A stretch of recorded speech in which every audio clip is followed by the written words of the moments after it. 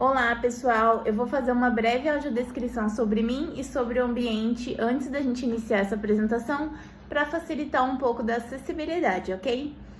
Eu sou uma mulher branca, meu cabelo e meus olhos são castanhos, eu estou usando uma camiseta preta e estou usando alguns acessórios, como brincos e um colar, ok?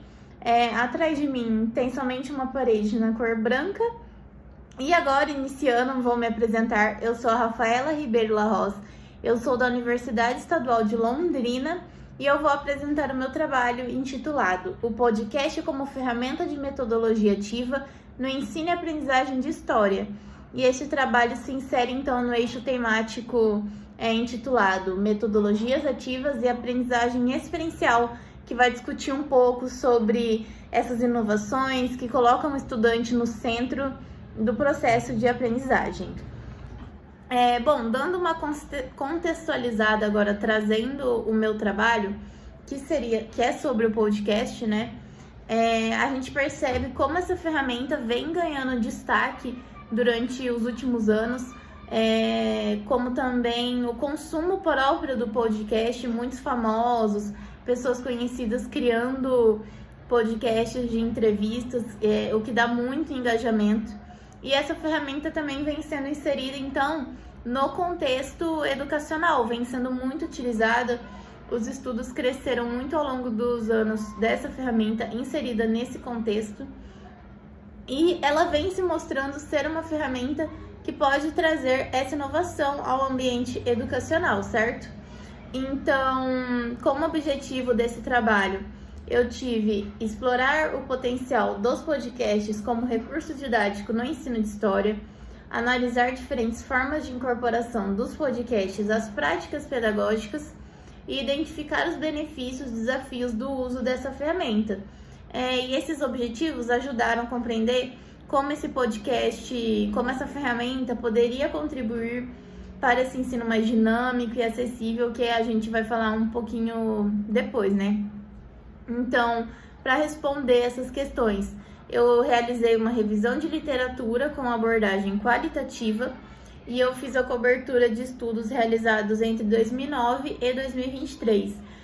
Eu tive que aumentar um pouco esse tempo, porque especificamente na disciplina de História, que é o meu foco, eu não estava achando tantos estudos que utilizaram o podcast. Então eu aumentei um pouco esse tempo para conseguir achar mais estudos, certo? E como método de análise, eu utilizei a análise de conteúdo de Bardin e fiz a revisão dessas pesquisas, ok? Como resultados encontrados, principalmente eu trago essa questão da promoção do engajamento dos estudantes e o estímulo à participação ativa nesse processo de aprendizagem. Então, durante a criação de uma ferramenta como o podcast, os estudantes, eles entram do começo ao fim nesse processo de criação. Então, eles escolhem os temas, os conteúdos, fazem o roteiro, fazem as pesquisas do que eles terão que falar, eles gravam, eles editam, eles fazem a capa do podcast que vai ser publicado posteriormente em alguma base, né, que pode ser colocada faixas de áudio. Então, ele é ativo nesse processo do começo ao fim, ele se engaja do começo ao fim. Então, como destaque, eu trago essa questão da autonomia e do pensamento crítico, porque principalmente na disciplina de História, eles vão ter que fazer essa pesquisa, eles vão precisar ver se os dados que eles coletaram estão corretos. Eles vão virar, querendo ou não, pesquisadores realmente, né? E essa questão da autonomia, eles vão ter autonomia demais durante esse processo para conseguir fazer a pesquisa, conseguir construir esse material. Às vezes eles acham que não ficou tão bom, eles podem refazer novamente. E também trago a questão da inclusão educacional e a adaptação a diferentes perfis de aprendizagem. Então, a possibilidade de escutar esses conteúdos em qualquer lugar, em qualquer momento, vai favorecer muito que estudantes consigam acompanhar esse conteúdo em diferentes ritmos e estilos de aprendizagem, certo? Além disso, eu destaquei 3 principais formas de uso do podcast em sala de aula, que seria ele como recurso didático para apresentação de conteúdos. Então, a forma que seria, digamos, mais tradicional. Então, às vezes, até o próprio professor pode criar a ferramenta, o podcast, certo? Não precisa ser necessariamente os estudantes. Os professores, eles podem criar o seu próprio podcast educacional e trazer esse conteúdo de uma forma diferenciada para os estudantes da sua sala, por exemplo. Em segundo, a produção colaborativa de narrativas históricas. Então, os estudantes, eles trabalham em grupo, eles têm um incentivo a essa pesquisa, a essa comunicação. Então, às vezes, alguns estudantes que nunca tinham interagido, eles vão passar a interagir nesse processo. E, por último, a aprendizagem baseada em projetos, onde os estudantes vão criar os seus próprios conteúdos, vão resolver problemas, vão se tornar protagonistas desse processo educativo.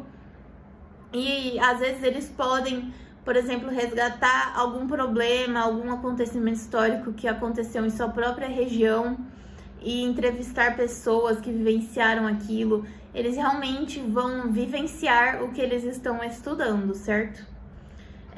Quanto aos desafios e as limitações, eu destaco algumas, como a necessidade de formação docente, porque não é simplesmente falar para os professores utilizarem essas ferramentas e tudo vai ocorrer perfeitamente. Claro que os professores, eles precisam passar por esse processo de formação. As instituições devem fomentar esses processos formativos, que é essencial para os professores conseguirem se envolverem com as tecnologias digitais. Eu destaco também a infraestrutura das instituições de ensino, que muitas vezes não vão ter os materiais adequados, a internet. Para fazer um podcast, honestamente, precisa somente de um celular e a internet. E os aplicativos de edição, muitas vezes, tem de forma gratuita mesmo para baixar no celular. Porém, a gente não sabe o contexto, né, dessas instituições. Às vezes os estudantes, os professores não têm celulares que podem fazer esse tipo de material. Então, é um fator que pode sim atrapalhar nesse processo. E por último, eu destaco a escassez dessas pesquisas, porque principalmente na disciplina de História, como eu já disse, eu não consegui achar tantas pesquisas e tantos estudos, e o aumento desses estudos seria muito favorável, certo? Querendo ou não, então, mesmo tendo desafios como qualquer situação, o podcast ele demonstra ser uma ferramenta que pode trazer esse maior engajamento dos estudantes, ampliar o conhecimento histórico, o pensamento crítico, e é uma ferramenta que eu acho que vale ser estudada e ser utilizada em sala de aula. Agora eu deixo as referências aqui do trabalho e também vou deixar o meu e-mail para caso alguém tenha alguma dúvida, queira perguntar sobre como fazer um podcast, como criar essa ferramenta, alguma ideia de aplicativo, qualquer coisa pode me mandar um e-mail que eu respondo lá. Muito obrigada por todos que assistiram e ótimo congresso a todos!